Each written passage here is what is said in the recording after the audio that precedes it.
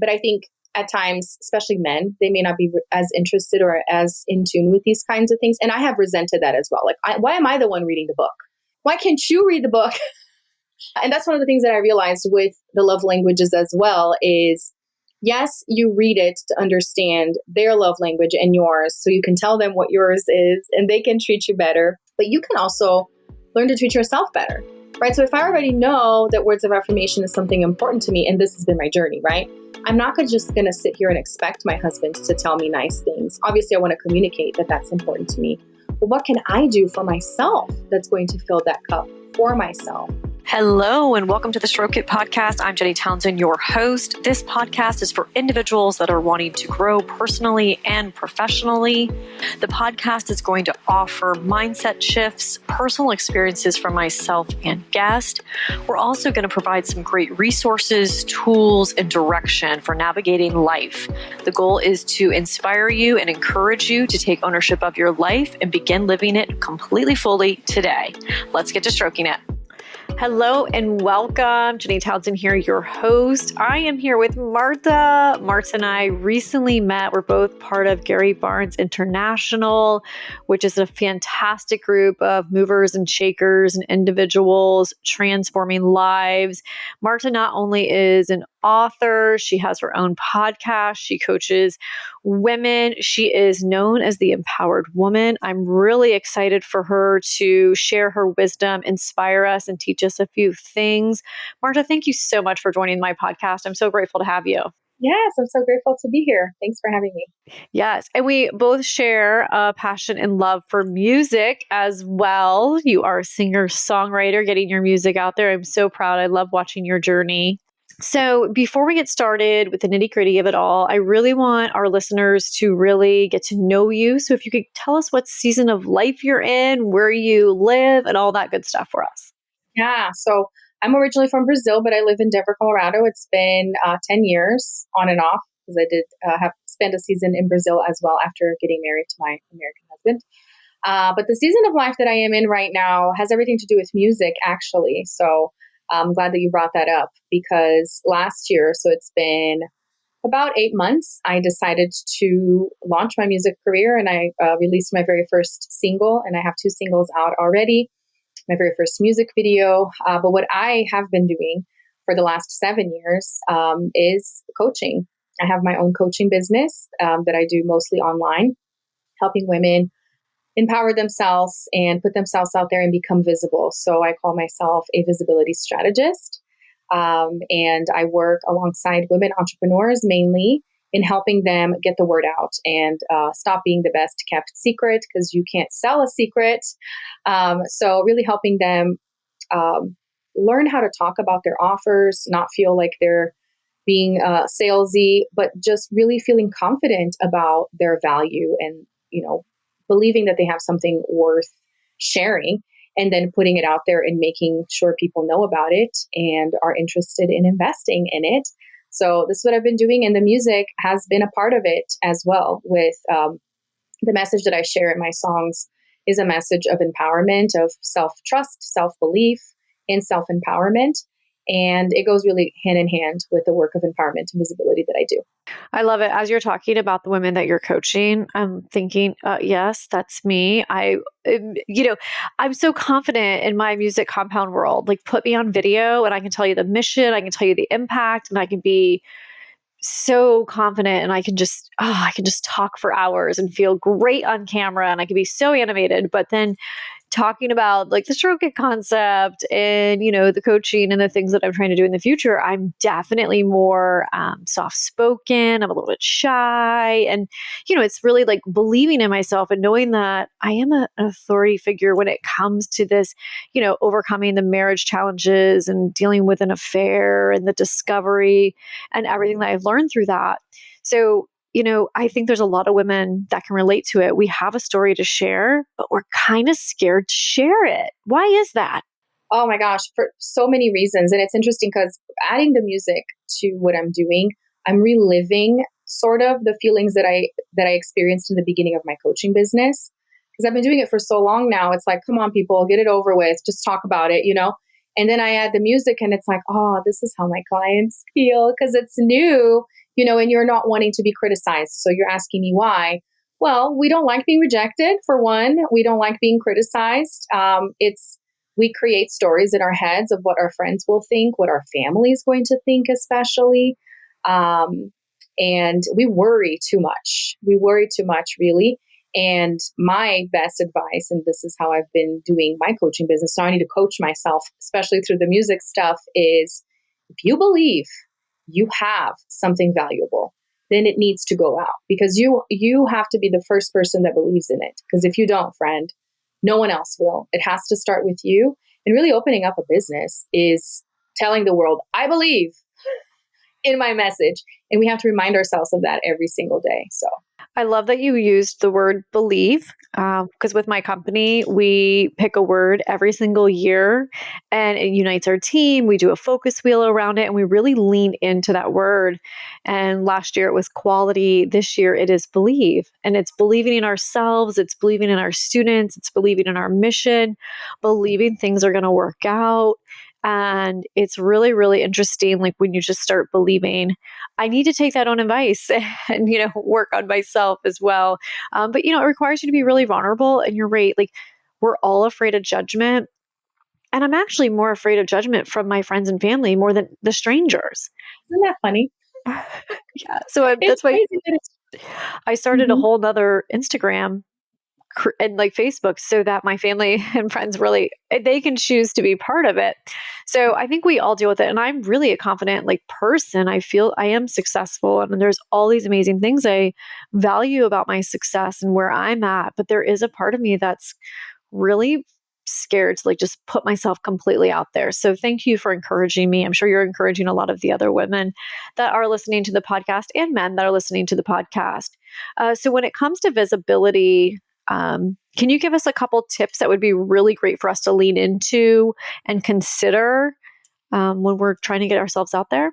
Yes, definitely. So I have a few Marta isms that I throw out there. And one of my favorite ones is people will notice you if you don't go away.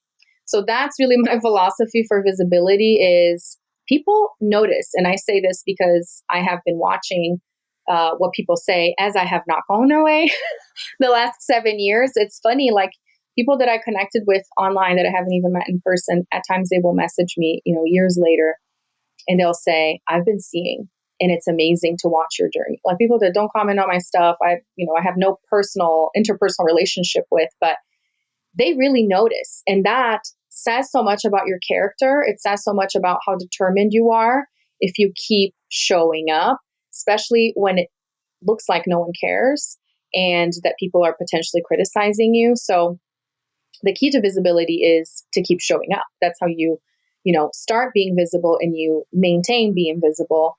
And the other thing too is one of my mottos I always say, and you can ask my family and my older sister, is when it comes to visibility, the squeaky wheel gets the grease. So if you want something, you need to ask for it. What is the one quote? You miss 100% of the shots that you don't take. So visibility is all about asking, putting yourself out there, and the infamous detaching from the outcome, because we usually want whatever it is that we want right now. We want it yesterday. And as we get older, we start realizing more and more that our parents were right. And things don't happen overnight, right? And especially for those of us that have kids now, having to relive the whole thing and telling our kids the things that our parents used to tell us, and you're like, oh my gosh, I turned into my mom. Because it's true, right? You plant a seed, you're not going to see it the next day. The tree's not going to be there the next day. It takes time. And the more you embrace the fact that it's going to take time and that you need to ask for the things that you want, the better. And the other aspect that I would like to share that goes really hand in hand with that is understanding that you're not going to give up. Accepting, right? And then really telling yourself that, because there are hard times, there are things that we go through, and then we contemplate, maybe this is it, and I'm going to give up, and you start creating your exit plan for whatever it is, especially as entrepreneurs, right? And just reminding yourself, yeah, I know that it's a crappy season, but I've been through crappy seasons before, and I'm not going to give up. My business is going to be standing in the next 6 months, even if it's a tough season.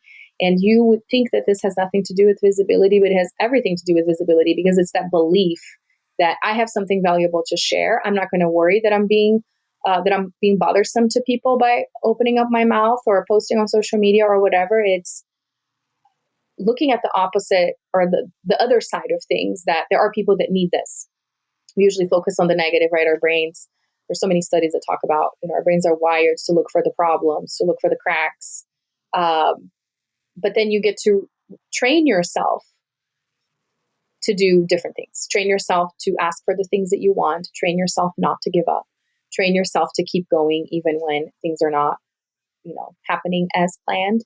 So these are my visibility tips. Yeah, I love those. And there's so many seasons that come into being an entrepreneur. In my book, I always talk about too, like, there's days you're like, I'm winning. And the next day you're like, oh my God, I'm failing. I'm going to give up. And this is just never going to work out. And so the same thing is happening, with the new stuff as well. So thanks for sharing that. So, okay, so let's get into the relationship side of the podcast, because I'm really excited to hear what you have to say. Obviously, you're married, you have triplets. So I know we're going to be talking about spouse, we're going to be talking about kids, and we're going to be talking about the people that we do business with as well. And those are super important people in our life. So we want to make sure that they're valued and they're appreciated, because we want to continue doing business with them in the future.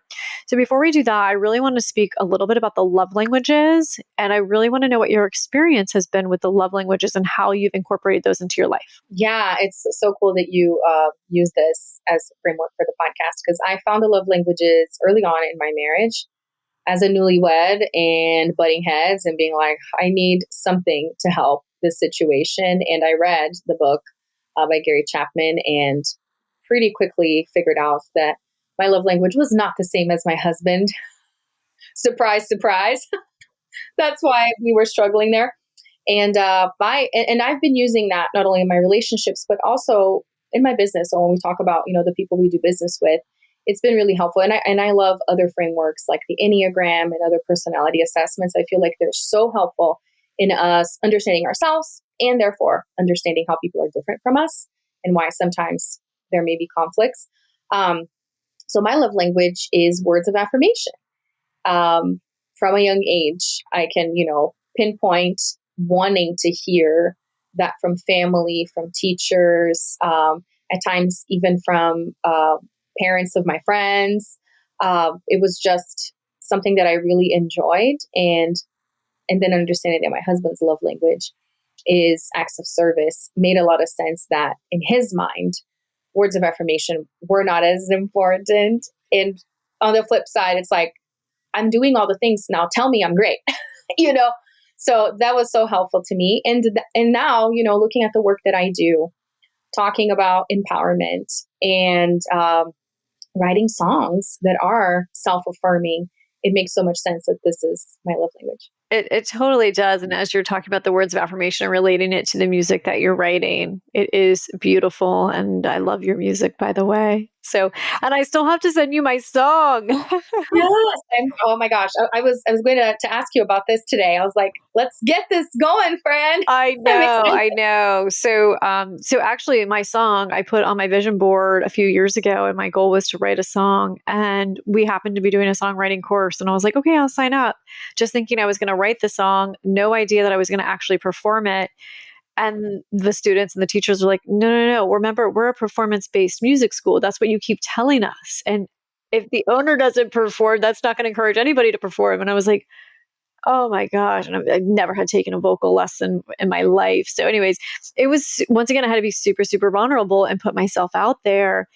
But it was so awesome because some of the people that are in the same industry basically had a little bit more respect for me because I put it out there, because I'm not a musician, I'm not an educator.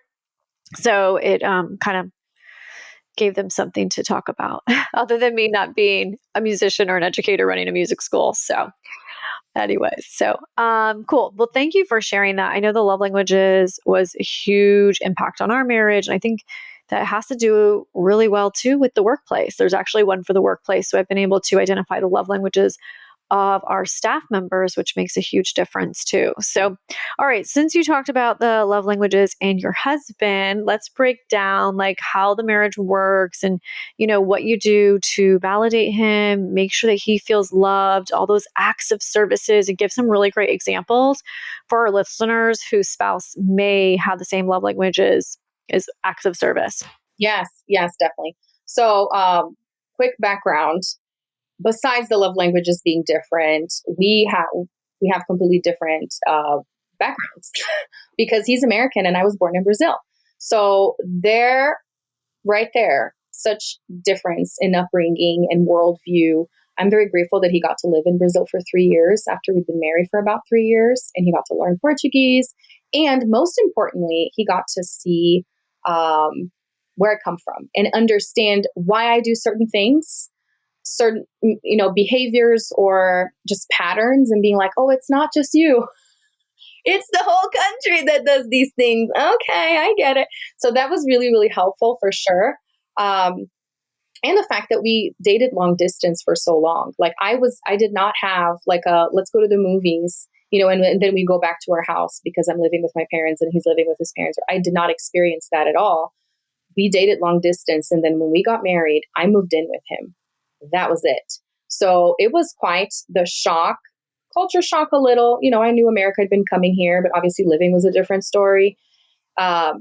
And also because I have an older sister, I did not grow up around boys. And all of a sudden I'm living with a man and he has all these friends that most of them did not have girlfriends or were married. So it was rough a little being around so many men, like all of a sudden. But when it comes to the acts of service, the things that I have noticed through the years is really keeping my word is really important for him. Obviously, in general terms, keep your word, people. But when you say I'm going to do something and then, oh, I didn't get to do it or whatever, that is something that to him, it's such more of a priority than it is for me, because he was expecting that thing to get done. You said you would, so then you need to do it. So I have learned that whenever things don't go according to plan, making sure I have a plan B or communicating that ahead of time is really, really helpful. And then taking on things for him that I was not supposed to do, but then I do it just because I know he would appreciate it. It adds some more validation there, definitely, and reaffirms the relationship when I pick something up that normally is his responsibility or that he has said he was going to do. And the other side of it is going out of my way to do things, because he naturally does that for people. So that's the thing with the love languages is you tend to be really good at doing the things that you want people to do, but not the other languages, right? So I'm good at saying affirming things, but not necessarily the acts of service. So I had to learn that with time. And same thing for him. He is the one. So watching his behavior, I guess that's my tip for people out there that have a different love language. Watching his behavior, he's the one that will keep his promise, right? Go out of his way to do extra things for others, and at times even put himself last and bend over backwards to do things for people. So he expects that from others. But again, if that's not your love language, you're not going to just naturally do that unless you're really wanting to please that person, right? And so one of the things that I pride myself in doing is he always wanted me to wake up when he wakes up, and he wakes up really early. So he's an electrician, and he is out of bed by 4:50 every single day, sometimes 4:30. And I don't mind waking up early, but early for me is like 6 o'clock. Growing up, to get ready to go to school, and there was a time when he said, because my mom makes breakfast for my dad. And he was like, even your mom makes breakfast for your dad. Because in Brazil, the reason why, let me just context here. In Brazil, there's lots of help. There's people that cook and that do things. And he's like, even your mom does for your dad. And that's when I was like, oh crap, I guess I need to do something. So I don't know how long it's been. I want to say it's been a couple years now that I've been waking up at 5 a.m. So I give myself 10 minutes slack while he's in the shower. I have a separate alarm. I compromise. where I wake up and, sometimes he's not eating or he doesn't want to eat anything, but I wake up with him. So that's what I realized. It's not so much the making the food. It's he wants me to be there, and to say goodbye instead of just him leaving and us not seeing each other, which I totally understand now. But what's been funny is when people ask me, what time do you wake up? When it comes up in conversation, and then I get my words of affirmation fix. And I tell them, I wake up at 5 a.m. for my husband. Like, oh my gosh, that's amazing. So it's worked out in my favor in so many ways. I love that. I love that. I love that you're getting up to just greet him and send him off too. It's almost to like that quality time, and that it makes a big difference for them. And the reason I say that is because my husband used to get up and he would work out, and then I would get up and go make him lunch and smoothies. And at the end of the day, he wanted me working out with him. You didn't want me doing any of that for him, but I didn't realize that. I thought that's what was like, the acts of service type of thing, but it was really like the quality time. So it's really interesting when you understand what those mean to them as well. My husband actually makes me breakfast most mornings, and he's been doing some of the cooking recently. And as you're talking about this, I'm like, I really should probably do dinner tonight. So, anyways, thank you for inspiring me. You're such an amazing wife. Oh, thanks. You like the word. Now I'm stroking you with words of affirmation. You really are. So obviously with the kids and everything, and him running his own company and you're running your own company, obviously it's super, super important for you guys to take notice of each other. So that's awesome. Are there any other maybe tips or tools or things that you could share with our listeners that have really helped your marriage be the marriage that it is today? I think even though he's not into these things, at least he says he's not into these things. Whenever I find out a tool or something that really confirms why he is the way that he is or why I am the way that I am, I share it with him anyways. Obviously the positive things, or even when I say, oh, this is why we fight about these things, because I'm this and you're this. And I think he appreciates that I'm looking into it and that I'm analyzing the relationship, that I'm not just, letting things go by, that I'm actually thinking about us. And I don't know if that has to do with his love language or his sun sign or whatever it is. But I think at times, especially men, they may not be as interested or as in tune with these kinds of things. And I have resented that as well. Like, why am I the one reading the book? Why can't you read the book? And that's one of the things that I realized with the love languages as well is, yes, you read it to understand their love language and yours, so you can tell them what yours is and they can treat you better. But you can also learn to treat yourself better, right? So if I already know that words of affirmation is something important to me, and this has been my journey, right? I'm not just going to sit here and expect my husband to tell me nice things. Obviously, I want to communicate that that's important to me. But what can I do for myself that's going to fill that cup for myself? And that's where my business was born. And, the music as well is I need to think better things about myself too, and tell myself better things, and not just put all of that burden on his shoulder to make me feel loved. 100%. I'm so grateful that you brought that up, because it is true. Like, boosting yourself up, filling up your cup, and really taking care of yourself first. We can't always expect everybody to take care of every single need that we have. And at the end of the day, they may not be capable every single day doing what we need them to do for us. So definitely taking care of yourself, words of affirmation, speaking positive, telling yourself you look beautiful in the mirror. All of those things actually boost your own spirits and your own happiness. And, depending on the season of life too, you may have to just do that for yourself. And that's how I got through a lot of the stuff that I've gotten through, is by having that really great positive talk. And, there was a time that, I wasn't told I was beautiful, or I wasn't told I was sexy, or I didn't get compliments for outfits. And I like walk out thinking I look so great. And I'm like waiting for the compliment. Doesn't come. So I really had to learn to compliment myself and say, you look amazing, because sometimes you get it from everybody else, but not the one person you want it from. And so I had to fill that void for a very, very long time. But it allowed me to focus on the positive things that my partner was doing and the things he was bringing into my life. And versus being like, you don't serve me this way, you don't serve me in that way. I just started serving myself, which allowed for a lot of growth. So thank you for bringing that up. And how long have you guys been married? So it's been 13 years, almost 14 in a few months. We're going to have our 14th anniversary, which is crazy to think about. It's been that long. Awesome. Well, congratulations. That's awesome.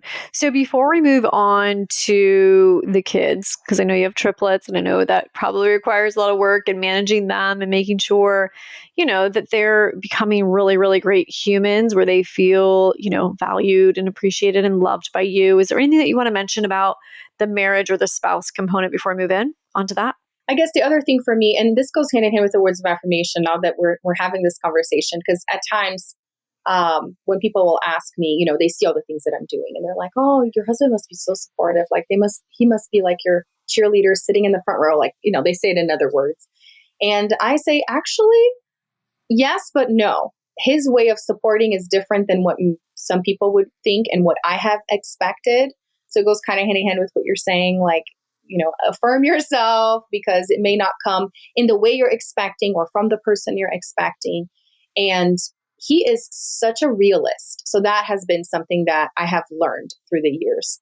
I'm like the optimist of the relationship. I am rainbows and butterflies, And then he's my complete counterpart of let's think worst case scenario. Let's be prepared for the worst just in case, which to me translates into you're so pessimistic.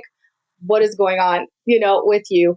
But it really helps our relationship in grounding me and helping me plan for things, account for things that I may not be accounting for because my head is in the clouds. So I guess keeping in mind that just because he is not showing support in a way that I would want, it doesn't mean that he is not being supportive. He has really helped keep me in check in many ways. And I told him as my business started growing and things started happening, I was like, whatever it is that you're doing, it's working. I told him because I'm growing and it hasn't been easy. But had I not had somebody kind of like playing the devil's advocate in my life, I may not be where I am today. In fact, I dare say I would not be where I am today. So that's the other aspect of our relationship for sure. Okay, so I'm going to piggyback on that. The fact that you just said devil's advocate. I keep telling my husband he needs to start a business called Devil's Advocate. Ooh. Because he is literally the devil's advocate when it comes to so many things. Is your husband's name David? No, it's Shane. So your husband, that would be crazy. Right? Your husband seems really similar to mine. Very analytical, very much has to think about or overthink everything before making a decision. And, he grew up, his mom was like a school teacher. His dad was in the funeral business. They just stayed the course through their whole lives where my parents were entrepreneurs. So I'm always like, we're going to do this and we're going to do that. And like change is scary. And, taking risks or fear of failure and things like that as well. So we've had to learn to adapt and work together as a team as well. But going back to what you said about how they'll support you in a different way. So similar, like I really wanted his support, like to be present and kind of help with the business and do all these different things. And so for years, I was like, you're not supportive. But in actuality, he was working, he was bringing home a paycheck. I didn't have to worry about money. So he was contributing to my success. I just didn't see it in the same way that he saw it. So there was a lot of conversations that had to happen. And then there was like, oh yeah, I'm grateful. And okay, I understand your perspective too. So you have different perspectives. And, it's part of being married and having those conversations. And it can be super, super challenging depending on what side that you're on. But I think it's important to communicate and make your marriage priority no matter what you're doing and above like all things as well.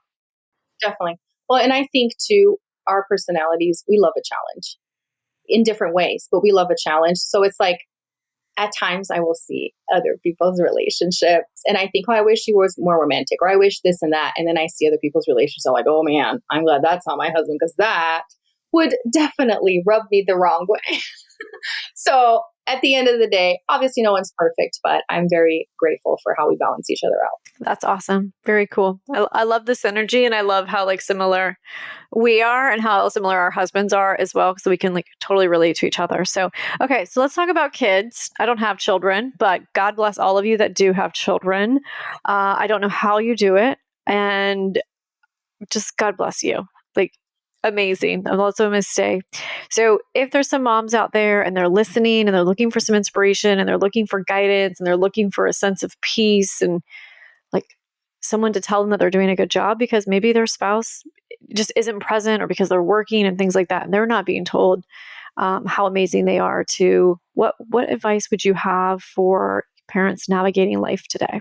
Yeah. So when it comes to marriage, definitely having children uh, adds an interesting twist to the whole thing, because then your very different personalities oftentimes will come through, and it's like, I think I should do it this way. Well, I think I should do it this way, or this is how we handle the situation.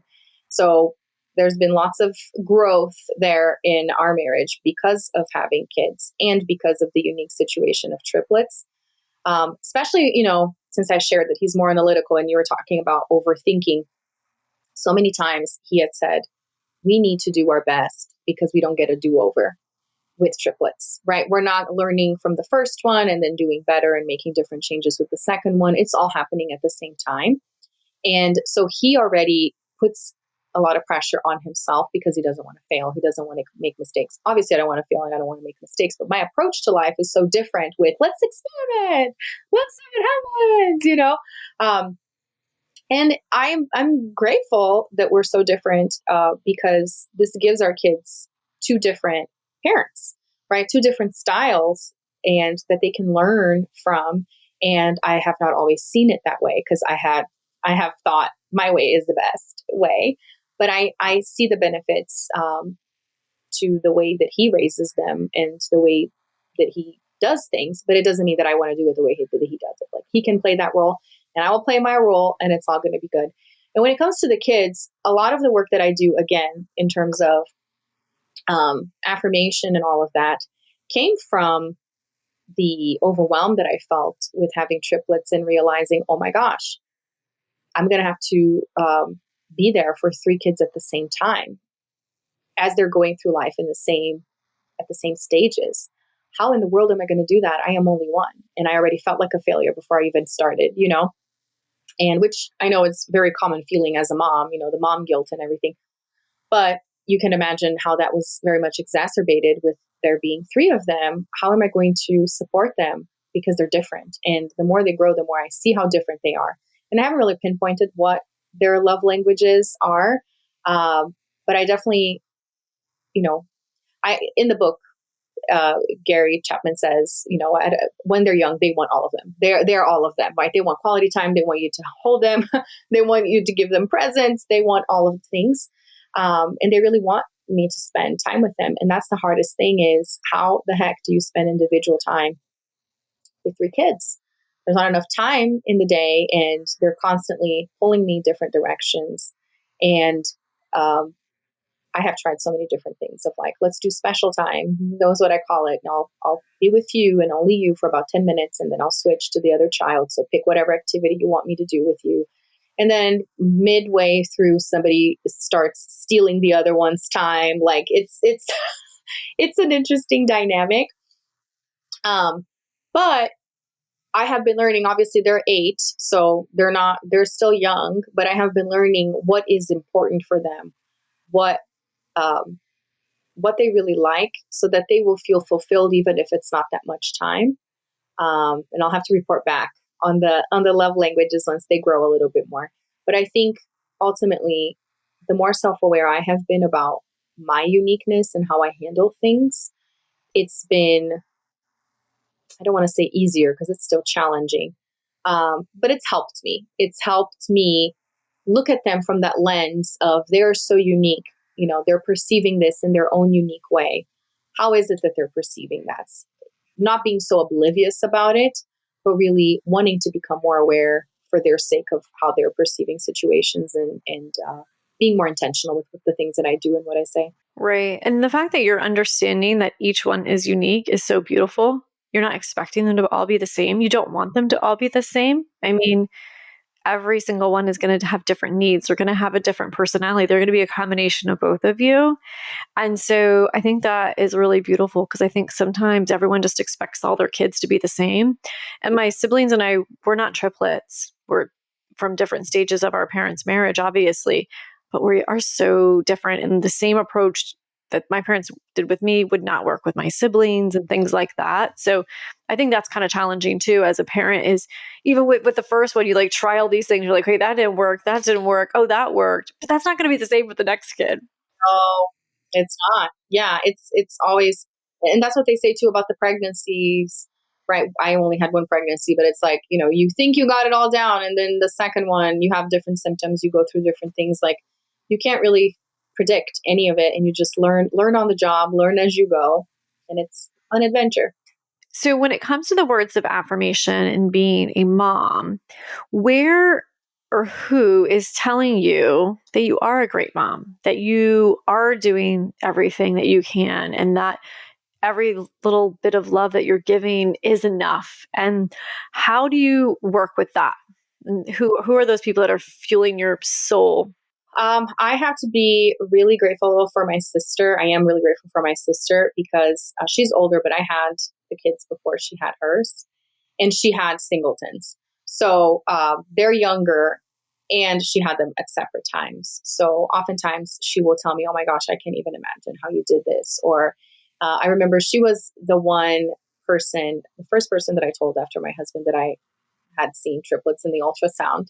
And I always carry her words with me for other things, but she said it, related to triplets. She said, Marta, if anyone can do this, it's you.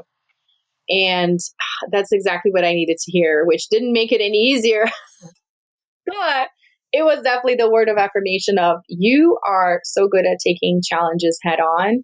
And you can do this, right? And so she has been a great supporter. And I have to say, my kids, they are beautiful with using the words. I know sometimes it's a little bit of manipulation because they want certain things, but they do say it in, other moments where I know they're genuinely saying, you're the best mommy in the world, or they've done cute things like, hey, I have a secret to tell you. And then they say, so it's really sweet. They all say it, and it's fun because I know, I hear from so many parents that come teenage years, it's not going to be like this. They won't want the huggies and the kissies.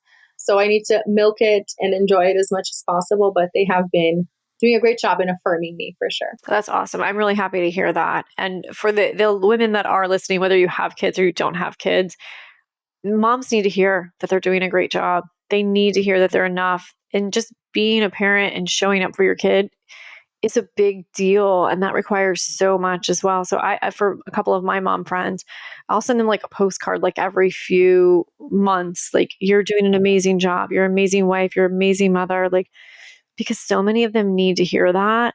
And I don't have children, so I don't need that. But I'm like, I'm so grateful to give that to other people. And so if anybody's listening, I have a goal of sending 3 cards per month to friends, to family. I buy the cards at a local market, so they're locally made.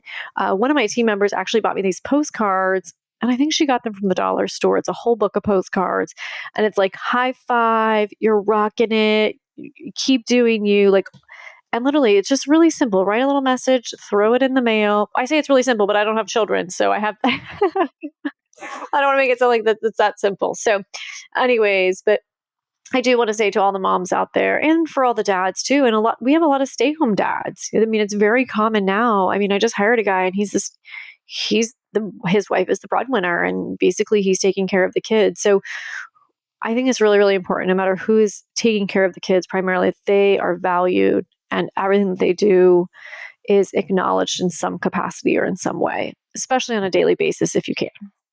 Yeah, totally. I love that you do that. Thanks. So, okay. So we talked about, taking care of our spouse, taking care of our kids. Can you just give me, before we move into the next one, can you give me a couple of things that you do for yourself to boost yourself up every day? How do you stay sane? Oh, I work out. So that's the other thing. It didn't, obviously not my preferred to wake up at 5, like I said, but I've gotten so used to it that it's the best time for me to get my workout in before the kids wake up and interrupt me. And I really, really enjoy it. In the days that I don't work out, whether it be a rest day or something happened, we're traveling, I notice that my mood is different. And I'm like, what is going on with me? I'm usually the happy person. And it's because I didn't get my workout in. I need those 30, 45 minutes every single day. That's my time. And so many people, that's when the words of affirmation come into play. It's like, oh, you inspire me, or you're so amazing that you work out every single day when you have triplets. And it's like, you don't understand. Like, it's the same as needing food to survive during the day. Like, I really, really need it. It's not just you're so disciplined. Like, I understand what people are saying, but it really is a need that I have, and I enjoy it. And it just makes me feel strong, and just, releasing some of the pressure, energy, burning, whatever. I really need that. So that's something that I totally do. And we sleep pretty early. So again, because my husband wakes up, I get at least 7 hours of sleep every single night. So I am somebody that prioritizes my sleep. I will not sacrifice. Usually the days that I will sacrifice my sleep is when he's not home or he's coming home late. And that's my excuse to watch whatever show he wouldn't watch with me, or work on the computer and stay up. But for the most part, we're in bed at like 9:30 every single night. So sleep is really important. That's awesome. Well, thanks for sharing that. I think it's always super, super important that we understand how you're fueling yourself and how you're taking care of yourself, especially since you are so busy with the book, with the podcast, running a company, having triplets, you're married.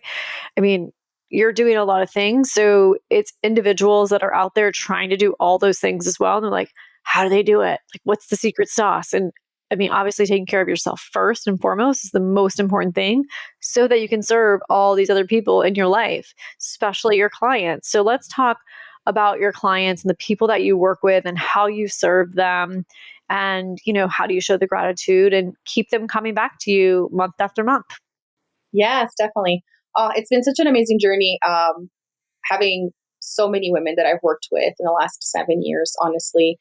Like, whenever I achieve a new milestone, or at the end of the year when you're looking back and seeing all the things that I accomplished, I realize, obviously, I could not have done any of this by myself. So when people are again saying, oh, you're so amazing, you do all these things while having triplets, not to undermine my own accomplishments and my own strengths, but there is no business without clients. There is no business without, people that believe in your offers and decide to invest in you.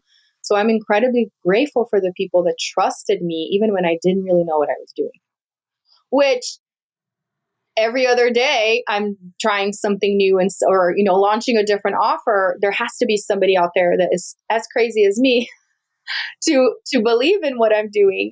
So I'm very, very grateful, like, time and time again, especially with clients that renew. So you're talking about cards.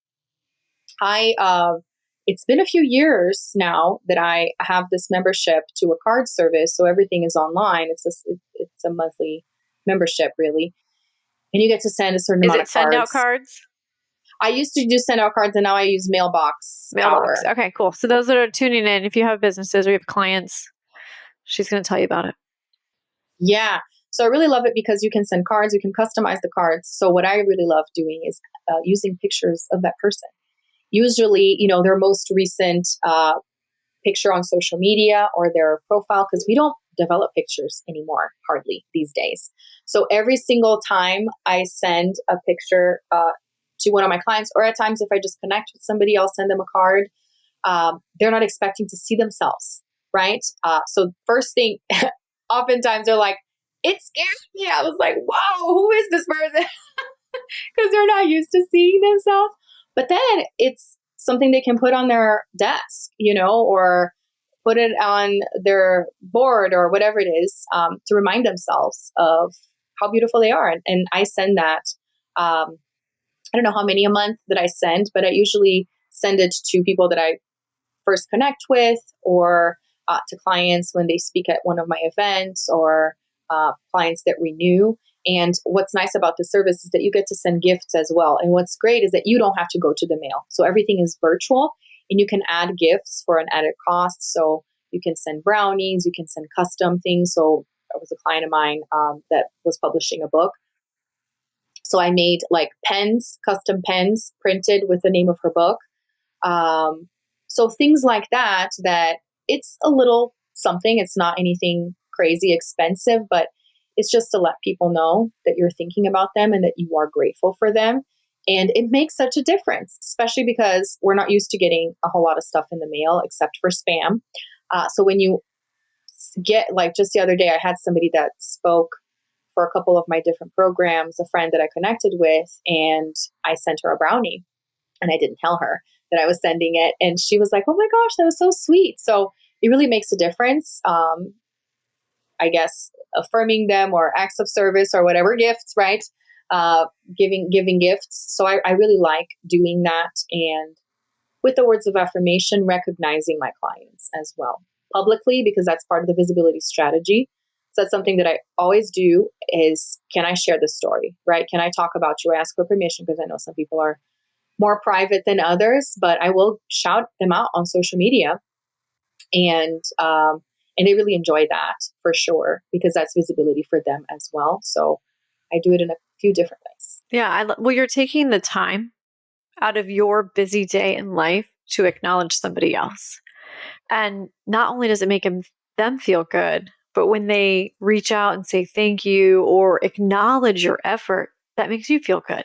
Exactly. So it's a win-win. I love it. I love it. I think it's so important. And sometimes, we get so caught up in doing the business that we forget to say thank you or show appreciation to the people that are helping create the life that we want to live. And so it's so important to acknowledge those individuals, and even like some of your teammates and team members, like whether it's anniversaries, whether it's birthdays, whether it's, hey, I really valued what you did the other day. And thank you for engaging with the client that way. So we did for the month of February. So my company, we're on Slack. So I have an inspiration channel, we have an education channel, and then we have our teacher communication channel. So I went on there, I was like, okay, I want everyone to send 3 love notes, like 3 messages, whether it's Slack, text, or email, to 3 team members. 1 team member needs to be someone that would least expect it from you.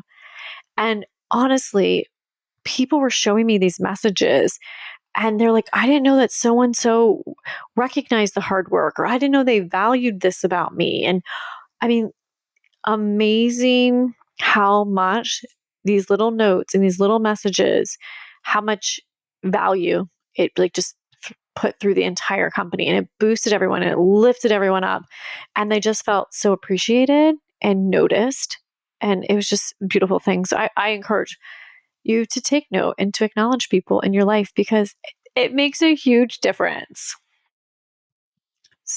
So, anyways, well, I'm so grateful that you were here with me today and all of the wisdom that you shared. I feel like I could just talk to you. But before we go, I've got like 2 more questions for you. And the first one is going to be, if there was any words of advice, whether it's visibility or, taking care of someone or acknowledging their efforts, what would be one tip that you could offer our listeners that they could implement today or tomorrow? Yeah. Well, I guess I will combine them because there's one concept that Gary Chapman talks about in the Love Languages book, which is the love tank, right? He says that your love tank is on empty, so you need to fill your love tank. And the way you fill it is by understanding, or you fill each other's love tank in a relationship is by understanding how they want to feel loved.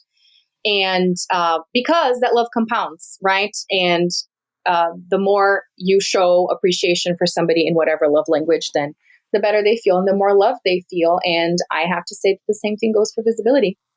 Visibility compounds. So the more visible you are, the more visible you will be. So whether it is that you put in effort to be showcased in whatever, like being on a podcast, oftentimes people miss the opportunity of talking about something that they've been on or something that they did because they think, oh, I can just say it, once. And no, you can leverage whatever it is that you want in your business whenever, because you are in control of what you share. You are in control of what you say. So the more you talk about something, the more people are going to see it. So it really is your job to stay relevant and to keep talking about things and to leverage your own visibility and to keep on going. So the way I do that, and that's my tip, is talk about something before it even happens, right? So I have so many clients that are like, oh, my thing is launching, I don't know when, so I'm just going to wait a few months. And it's like, no, start talking about it today and then talk about it tomorrow and then talk about it when it comes out and then talk about it after it came out. And that's marketing. Right? You see marketing for movies or for music, they start teasing things even before the thing exists because that's visibility. So it really compounds. The more visible you become, it will even reach a point where you won't have to do as much work as you did in the beginning because people are going to be sharing and they're going to be doing the talking for you. But just keep in mind, you have to do the work and you have to put it out there, and people will notice if you don't go away. I love it. Okay. So you do such amazing work. Can you please tell us, where can we buy your book? Tell us about your podcast. How can we connect with you if we want to work with you?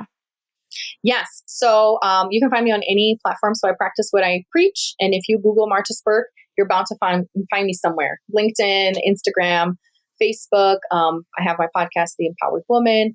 I have 2 books on Amazon. I'm a part of other collaboration books, but those are 2 books that I own, which is The Empowered Woman and The Empowered Woman's Path, which is a collaboration book where 21 of my clients wrote a chapter in. I'm very proud of that one, so go check it out. And I have my music on Spotify, so I also practice what I preach, because if you go look for me on Spotify or Apple Music, you will find my 2 singles, and I'm getting ready to release some more music soon, so stay tuned. And I'm on YouTube with the podcast, and also I released my very first music video, so you can find me everywhere. And I have free resources on my website. I'm excited about one that I released not too long ago called 30 Plus Visibility Ideas. So if you're wanting to get more visible, you can access that free and download a PDF that will give you a list of 30 plus ideas to get more visible. That's amazing. I'm going to have to download that. Thank you for all your wisdom. And thank you, everybody, for tuning in today. I'm sure you can think of 5, if not 10 individuals that could benefit from hearing this podcast. I want to encourage you to text them the link to the podcast. Consider giving us a review. You know, when you think of parents, you think of your bestie, you think of women. Maybe you know someone that's on the path of greatness, but they're afraid to share their secret or share their business idea. Have them connect with Marta. She's going to help them, and you're going to help them with that path. And super, super excited to see where you go. And congratulations on all your music and everything. And such a pleasure to have you on the podcast. Thank you so much for joining me. Thanks for listening to the Stroke It podcast today. If you want to stroke me, please consider giving me a 5-star review, sharing this podcast with 5 of your favorite friends or someone you may think could benefit from the podcast, and consider joining my collective. It's completely free for the first 30 days, and you can go to jennysfreegift.com.